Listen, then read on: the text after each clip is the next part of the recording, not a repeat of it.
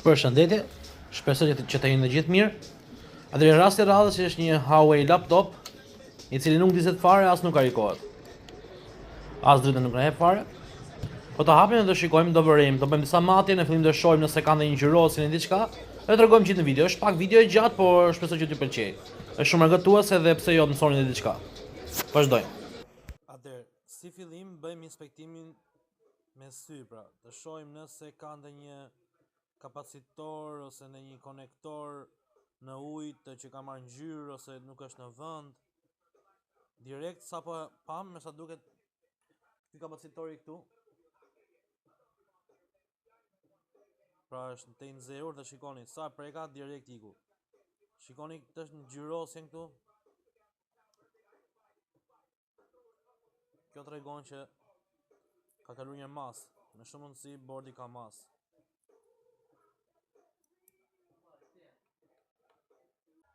Atëherë ajo që do bëjmë është do masim një herë. Kuqen do të mbajmë në tokë dhe të zezën këtu. Na tregon 307, pra nuk bën bip. Do thotë që kjo linja është okay. Nuk e marr mas, me shumë mundësi ka ardhur një korrent i lartë dhe thjesht klienti ka ishur shumë kohën e dur. Gjë e mirë kjo. Nëse shoh ka dhe kapacitor të tjerë të cilët kanë marrë korrent, për shembull ky tjetri këtu. Shikoni që po ti prekim pak, to lëvizin direkt nga vendi, sepse kanë marrë shumë zezë më shumë duhet e kanë në mas. Shikoni? Është pjekur pra si kapacitor. Shikoni edhe ngjyrën që është ngjyrë me të tjerë dhe është më i zi, nuk ka ngjyrën që kanë të tjerët. Atëherë bëjmë tomatin tek ky këtu, na shohim nëse kemi mas.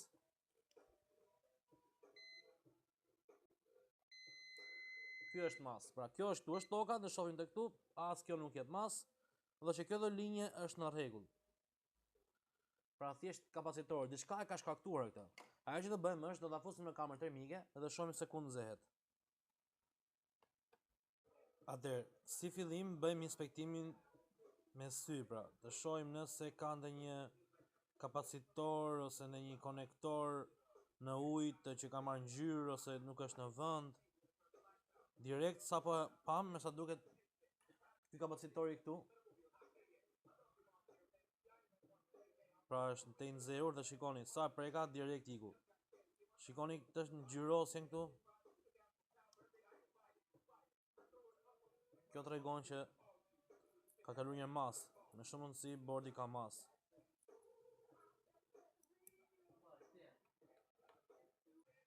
Atëherë zona ku na nxeheshe ishte kjo pjesa këtu. Po të shohim te kjo pjesa këtu nuk ka asgjë, me shumë mundësi e ka nga mbrapa. E kthejmë bordin në krahun tjetër. Të shohim që janë këto kapacitorë këtu. Prit, më fal. Shohim që janë këto kapacitorë këtu. Me shumë mundësi një nga këta është pra ka marrë mas. Ajo që do bëjmë është do japim 1.1 volt në këtë linjë që janë. Pse? Të gjitha këto këtu janë të gjitha me një linjë të bashkuara. Do japim 1.1 ose 1 volt, me shumë mundësi japim tek nga fundi, dhe shohim se kush janë këta kapacitorë këtu. Pra, kush janë këta kapacitorë këtu ka marrë mas. Pra është në probleme. Mbajmë njërën të zezën në tokë edhe të kuqen të japim 1.1 volt e të shohim ku na nxehet. Para se të bëjmë këtë, do t'i hedhim pak alkol. Pra, mund ta kuptojmë edhe kështu se kush mund t'i djegë nga këto. I hedhim pak alkol e shohim se ku do na shkrim më para alkoli. Vazhdojmë japim 1.1 ose 1.1 volt. E shikoni kush kapacitor është nga këto? A e vëreni? Është ky këtu. Pra dhe një. E shikoni? Ky këtu. Do e heqim te kapacitor edhe shohim nëse masa ikën. Jedhim pak pas flaks.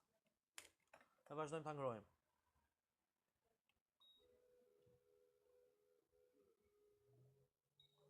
Por para se të bëjmë këtë, mendoj që më mirë i hedhim pak pas se saldim me secili më të ulët, më që më ta dalim më kollaj, sepse laptopat kanë bord shumë të trash dhe duke pas bord trash kërkojnë të merrësisht shumë nxehtësi. Për ta mos stresuar shumë bordin, ne do ta ulim nxehtësinë, pra që të na shkrijë më pak. Na do më pak nxehtësi që të na shkrijë. E mbushim pak kështu. Okej, mjafton kaq. Do t'jap me ngrojt, na dalim më kollaj se sa mund ta dilte.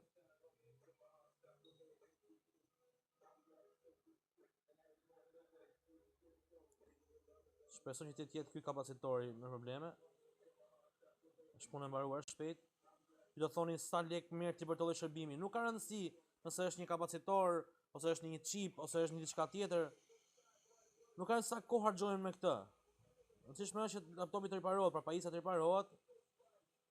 Njësoj do paguash, si nëse ka kapacitori, nëse ka një chip, njësoj është pagesa.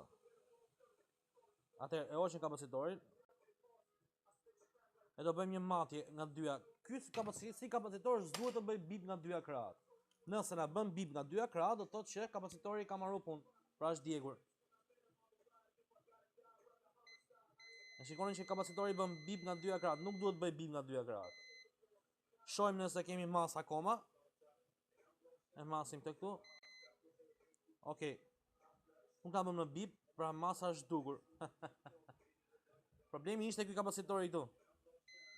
Tani, ne kemi treguar me çdo pothuajse me çdo lloj video. Kapacitori zakonisht nuk është nevojë të zëvendësosh, por me që ky është pak i madh, mund të filtroj pak korrentin, pasi si duket shikoni është krisur. Ja ta afrojmë nga afër që ta shikoni më mirë.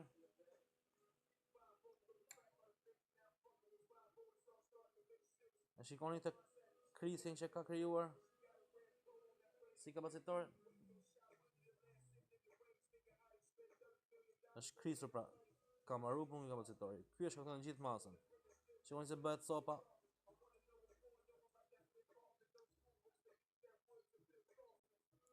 Atëherë marrim kapacitetin dhe do ta zëvendësojmë.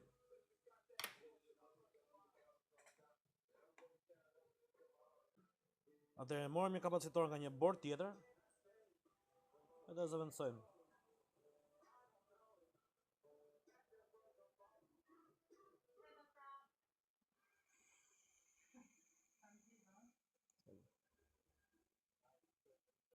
Okej, kapacitori u vendos.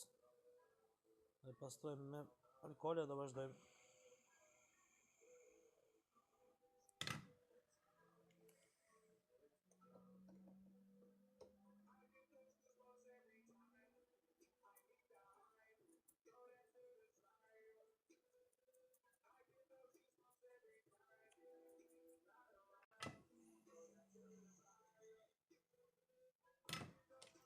Pasi kemi përfunduar, vendosim fishën e baterisë dhe nëse ka bateri duhet të ndizet, nëse është e paruar. Nëse jo, do vendosim fishën e karikimit. Gjithsesi, e provojmë ta ndezim. Atëherë 3 2 1. Drita u ndez, shenjë e mirë kjo. Presim ta japim edhe një shenjë tjetër. Po, laptopi është i paruar. Shpresoj të keni pëlqyer, nëse doni që të na ndihmoni, pra na bëni support, mos harroni ta bëni like dhe follow, shihemi video të tjera me gjëra të tjera.